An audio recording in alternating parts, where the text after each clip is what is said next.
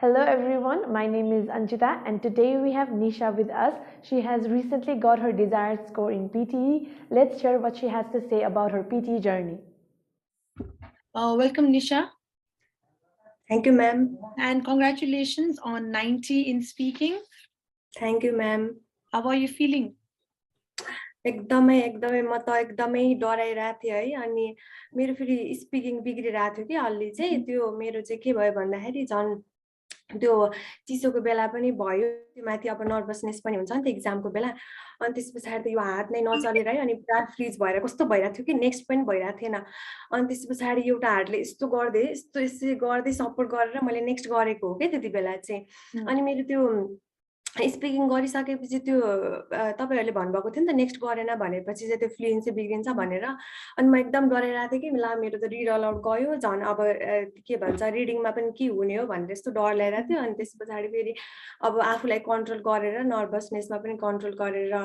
त्यो गरे 2-3 वटा क्वेशन चाहिँ त्यस्तै भयो अनि रिपिट सेन्टेन्समा पनि अनुसा म्यामहरुले तपाईहरुले पनि क्लासमा भन्नुभएको थियो नि त 50% मात्रै गरे पनि हुन्छ धेरै गर्नु पर्दैन फ्लुएन्सी बिग्रिन्छ भन्नुभएको थियो नि त अनि मैले पनि त्यही 50% मात्रै भने त्यसमा पनि अनि डिस्क्राइब इमेजमा पनि तपाईहरुले भन्नुभएको थियो नि त 15 सेकेन्ड मात्रै बोल्दा पनि हुन्छ अनि मेरो कतिचोटी मार्क्स पनि आएको थिएन नि त क्लासमा अनि म डराइरहेको थिएँ कि अनि म्यामहरुले भन्नुभएको छ अब यस्तो हुन्छ कि हुँदैन लागु हुन्छ कि हुँदैन हैन भन्ने एकदम डर लागिरहेको थियो अनि त्यही पनि म्यामहरुले भन्नुभएको छ गर्छु नि त अब हुन्छ होला भनेर विश्वास मानेरै गरेको थिएँ के अनि त्यही गरे अनि रिटेल लेक्चरमा पनि तपाईहरुले भने अनुसार अनि अनुसार म्यामले भिडियोमा भने अनुसार गरे अनि तर एक्सपेक्टेसन थियो कि मेरो चाहिँ स्पिकिङमा 90 नै आउँछ किनकि अब म त 50 पनि आउँदैन होला सोचिरहेको थिएँ कि किन भन्दाखेरि मेरो त्यो अगाडि रिड अलाउड पनि बिग्रियो हैन अनि म एकदमै डराइरहेको थिएँ कि झन् मेरो ला फ्लुएन्सी पनि बिग्रियो अब नेक्स्ट पनि गरेको छैन त्यता 50% मात्रै भनेको छु अनि म्यामहरुले 10 to 15 सेकेन्ड बोल्ने भन्नुभएको छ डिस्क्राइब इमेजमा त्यो हुन्छ कि हुँदैन कि अब त्यो उ थियो क्या मलाई अब विश्वास नै थिएन कि अब के हो कस्तो भयो स्पिकिङ त आयो कस्तो भयो मलाई त 50 मात्रै आए पनि हुन्छ नट लेस देन 50 आएको थियो नि त नट लेस देन 50 मात्रै आए पनि हुन्छ भन्ने भएको थियो कि अनि पछि रिजल्ट आयो 7 दिन पछि आएको हो नि त मेरो रिजल्ट चाहिँ 5 दिन हो र 5 दिन हैन 7 दिन पछि अब बिजनेस डे काउन्ट गर्यो भने चाहिँ 5 डेज नै होला सैटरडे सन्डे काउन्ट भएन बिजनेस डे काउन्ट गर्यो भने चाहिँ 5 डेज नै होला अनि त पछि हेर्छु भन्दाखेरि त सुरुमा चाहिँ ओभरअल स्कोर हेरे अनि त्यस पछाडि एकैचोटी 90 देखे क्या म त खुसी भएर है अनि त्यस पछाडि मेरो रिडिङमा चाहिँ अलिकति बिग्रेको थियो कि 5 वटा क्वेशन जति लास्टको चाहिँ मैले छुटाएको थिएँ त्यति बेला चाहिँ टाइम नपुगेर मेरो फेरि एकदमै लामो क्वेशन पनि आयो कि म्याम पुरा म त सोचेकै थिएन अब क्लासमा पनि अब प्र्याक्टिस गर्दाखेरि पनि साथीहरूले पनि भन्नुहुन्थ्यो कि यति लामो क्वेसनै आउँदैन किन प्र्याक्टिस गरेको एपी युनिबाट गर्दै रहेछौ त्यही माथि एपी युनिमा कस्तो गाह्रो हुन्छ अनि त्यही माथि यस्तो लामो क्वेसनहरू यस्तो गाह्रो आउँदैन भन्नुभएको थियो कि अनि मैले प्र्याक्टिस त अब गर्दाखेरि सर्टहरु मात्रै गर्ने लङ नगर्ने गरेको थिएँ अन्त बोर्ड एक्जाममा त म त यस्तो भएको कि झन् चिसोको बेला अगाडि हात फ्रिज भएको त्यति बेला त म त नर्भस भएर रिडिङको बेला पसिना आएर 3 वटा प्याराग्राफमा आएको क्या म्याम 3 वटा कुनै चाहिँ अब ठुलो प्याराग्राफहरु 2 वटासम्म आएको थियो अनि कसैको त अलि छोटो गरेर 3 वटा प्याराग्राफ त्यो स्क्रिनमा देखिने जति आएको थियो कि अनि त्यस पछाडि त म त पुरा नर्भस भए अनि त्यो गर्दा कति टाइमै पुगेन अनि लास्टको 5 वटा क्वेशन रिडिङमा छुट्यो 61 आको छ है रिडिङमा हजुर डु यु थिंक कि स्पिकिङमा 90 आको भएर चाहिँ म्याक्सिमम मार्क्स सायद त्यही रिड अलाउडबाटै आको हुन सक्छ त्यसो भए त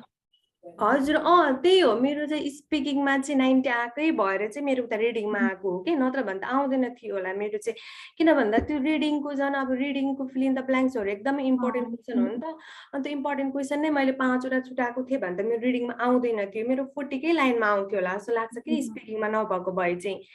उता स्पिकिङको राम्रो भएर चाहिँ सेन्टर पनि राम्रै हुनु पर्दो रहेछ के म्याम त्यो अब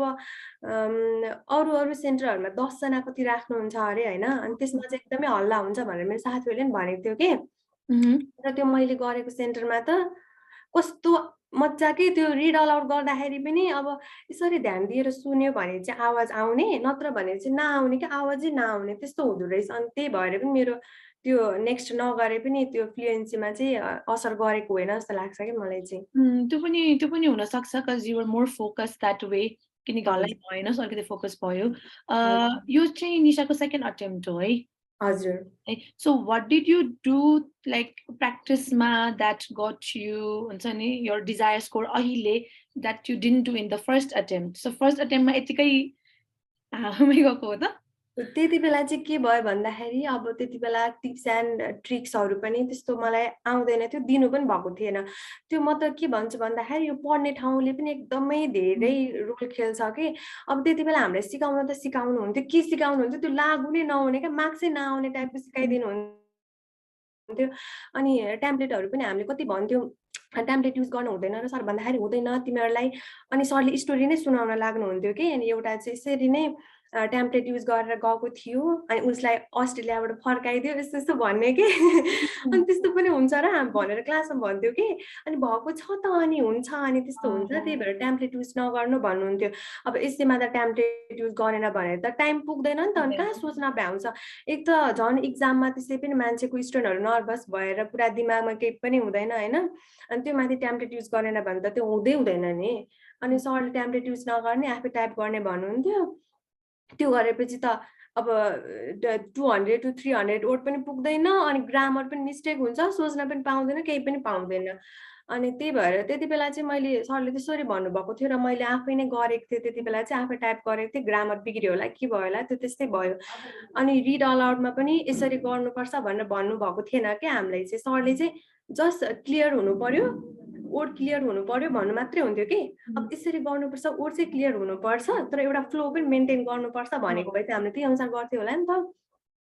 हामी त 40 सेकेन्डमा 40 सेकेन्ड नै लाएर ढिलो पुरा प्रोनाउन्सिएसन मात्रै भन्ने क्या पुरा क्लियर मात्रै गर्न खोज्ने त्यति बेला पनि त्यस्तो भयो अनि रिपिट सेन्टेन्समा पनि सरले फुल नै भन्नुपर्छ भनेर त्यस्तो ट्रिक्सहरू पनि केही सिकाउनु भएन अनि हामीले फुल भन्न खोज्ने अनि त्यो हुँदैन थियो कि त्यो पनि त्यसरी नै बिग्रिएको हो अनि डिस्क्राइब इमेजमा पनि सरले टेम्प्लेट युज नगर्ने जे जे देखेको छ कलर पनि भन्नुपर्छ तिमीहरूले जति देखेको थियो त्यो कलर पनि भन्नुपर्छ भनेर चाहिँ हामीले भन्न लाग्थ्यो कि अनि 40 सेकेन्ड रेकर्डिङ टाइममा पनि हाम्रो भ्याउँदैन थियो कि म्याम अनि त्यस्तो गर्यो भने त तर ठिक छ अहिले त right tricks and tips use गरेर finally you are there with your desired score हो एकदमै तपाईहरुको टिप्स एन्ड स्ट्र्याटेजीहरू जे दिनुहुन्छ नि टेम्प्लेटहरू त्यो त एकदमै लाग्दो रहेछ कि मैले पनि सुरुमा त विश्वास गरेको थिएन अब अन्सा म्यामले हाल्नु भएको थियो कि सक्सेस स्टोरीहरू अनि अब सक्सेस स्टोरीहरू हेरेँ सुरुमा चाहिँ 1-2 जनाको हेरेँ अनि मलाई पनि के लाग्यो भन्दाखेरि 1-2 जनाले त राम्रो भन्छ होला तर यति धेरैले भनेको छ है साच्चै लाग्छ होला नि त भनेर चाहिँ मैले सुरुमा जोइन गर्दाखेरि पनि क्लास त्यसरी नै जोइन गरे हो कि नत्र भने युट्युबहरुमा त कति सरहरू म्यामहरू हुनुहुन्छ हैन कति पिटी ट्युटरहरू हुनुहुन्छ भन्नुभएको हुन्छ राम्रो राम्रो अब त्यो त हामी त विश्वास गर्ने अलिकति हुँदैन नि त सक्सेस स्टोरीले चाहिँ हुँदो रहेछ के म्याम म त त्यही देखेर नै आएको हो अनि पछि पनि अब 10 to 15 सेकेन्ड बोल डिस्क्राइब इमेजमा भन्नुहुन्थ्यो नि अनि एपी युनिमा गर्दाखेरि मार्क्सै नआउने हे यो त होइन कि क्या हो यो त होइन कि क्या हो जस्तो पनि भयो कि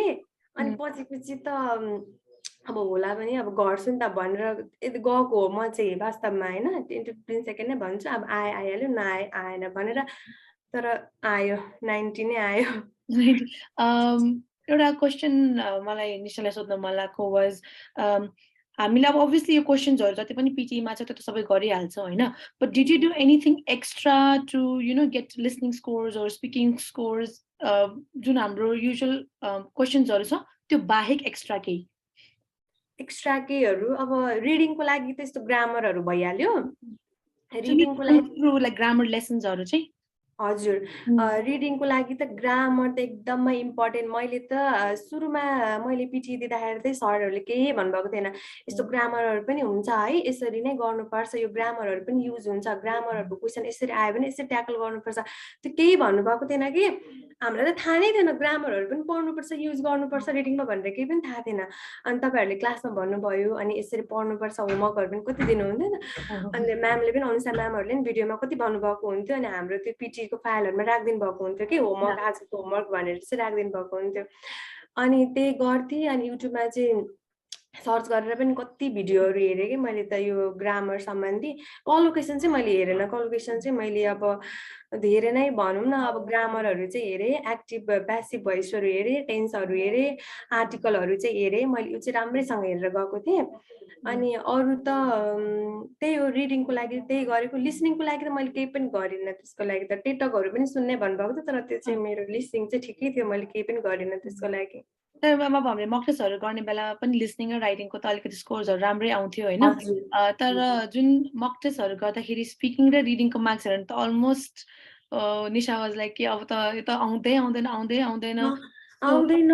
मेरो मक टेस्ट मैले 10-11 चोटि दिएको थिएँ कि त्यति बेला चाहिँ मेरो स्पिकिङ एकचोटि मात्रै 60 आएको थियो कि नत्र भन्दा 50कै लाइनमा आउने 50 52 त्यस्तो मात्रै आउने कि तर मैले जस्तो मक टेस्टमा गर्थेँ नि त्यस्तै गरेको हो मैले फाइनल एक्जाममा पनि तर आयो 90 नै आयो त्यसमा हामीले रिभ्यू गर्ने बेलामा पनि त I was like okay Nisha you don't have to worry if you do this same यसरी नै गर्यो भने चाहिँ आउँछ भनेर so what you like to say to those students जो चाहिँ अब मक टेस्टमा मेरो राम्रो स्कोर आउँदैन भनेर जो डेट लिन चाहनुहुन्न अरू जो डेट नै सारीको सारी गर्नुहुन्छ नि त so what would you like to say to them यस्तो म्यामहरूले जस्तो क्लासमा भन्नुहुन्छ नि टिप्स एन्ड ट्रिक्सहरू त्यो युज गर्ने आफ्नो दिमागै युज गर्नु पर्दैन भन्छु कि स्पिकिङमा चाहिँ म त केही गर्नै पर्दैन यो हुँदैन कि यो हुँदैन कि ट्याब्लेटले काम गर्दैन त्यो सोध्दै नसोची हुन्छ म्यामहरूले जे भन्नुहुन्छ त्यही गर्ने अनुसा म्यामहरूले पनि कति भिडियो बनाउनु भएको छ नि त अनुसा म्यामले रिड अलाउडको बनाउनु भएको छ कसरी रिपिट सेन्टेन्स गर्ने अनि यो रिटेल लेक्चरहरू डिस्क्राइब इमेजहरू कसरी भन्ने कति सेकेन्ड बोल्ने भनेर सबै बनाउनु भएको छ कि त्यही भिडियो हेर्ने क्लासमा तपाईँहरूले जे भन्नुहुन्छ त्यही गर्ने भयो कि त्यति मात्रै गरे हुन्छ अनि प्र्याक्टिस चाहिँ चाहियो होइन सुरुमा चाहिँ आफूले कन्सेप्टहरू बुझ्दाखेरि कसरी गर्ने भनेर तपाईँहरूले जे भन्नुभएको छ त्यही गर्ने दोस्रो कुरा भनेको चाहिँ प्र्याक्टिस गरिराख्ने मैले त मैले 11वटा मक टेस्ट दिएँ तर मैले अरू क्वेसनहरू चाहिँ यो जति पनि हाम्रो 4वटा सेसनहरू छ नि त त्यसको चाहिँ मैले उसमा नै गरेँ मक टेस्टमा नै गरेँ हो अरू क्वेसनहरू चाहिँ read aloud repeat sentence write from dictation र reading fill in the blanks र reading and writing fill in the blanks छ नि त्यो चाहिँ मैले डेली नै प्र्याक्टिस गर्थेँ यिनीहरू चाहिँ लिसनिङको त मैले मक टेस्टमा मात्रै गरेँ अब सबै तर पनि राम्रै भयो हजुर अरू तपाईँहरूले क्लासमा जति भन्नुभयो हामीले क्लासमा जति गर्यो अरू त मैले सिधै मक टेस्टमा नै गर्थेँ घरमा त कहिले प्र्याक्टिस गरेन त्यसको चाहिँ So any last word for those who are trying to get their desired score in PTE अनि second attempt third attempt दिने कोही हुनुहुन्छ र उहाँलाई केही word of advice छ भने चाहिँ दिन सक्नुहुन्छ अब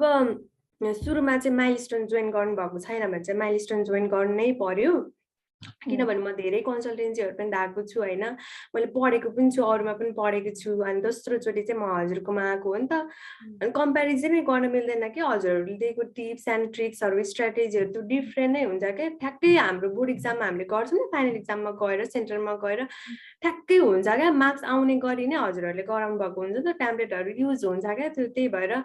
क्लास जोइन गर्नै पर्यो माइलस्टोनको 1 नम्बरमा चाहिँ अनि त्यस पछाडि त म्यामहरूले जसरी भन्नुहुन्छ त्यसरी नै त्यही नै फलो गरेर विश्वास मानेर फलो गरेर प्र्याक्टिस गर्नु पर्यो त्यति नै हो धेरै गर्नै पर्दैन कि त्यस्तो डिफिकल्टी त्यस्तो एकदमै गाह्रो लिएर गर्नै पर्दैन एउटा इजी तरिकामा लिएर म्यामहरूले जसरी भन्नुहुन्छ त्यसरी प्र्याक्टिस गरे पनि आउँछ मेरो पनि आएकै हो मेरो झन् 35 मात्रै आएको थियो सुरुमा हजुर 35 मात्रै आएको थियो अनि दोस्रोचोटि त 90 नै आयो